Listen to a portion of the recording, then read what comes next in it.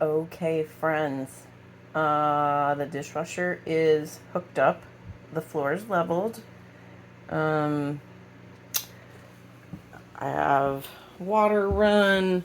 I have drains run. Water run from the hot there. Replaced a piece of the drain pipe and did that. I hooked it up to an electrical cord the other day, so it just plugs in as opposed to being straight wired. So here we go. We're gonna do this together. Let's see what happens.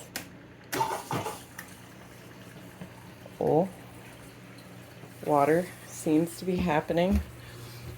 Mr. Beams, here's my buddy. Mr. Beams helps alert me of problems.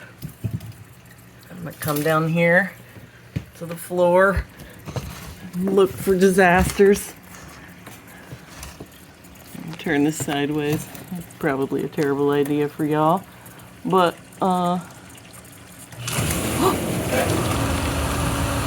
okay.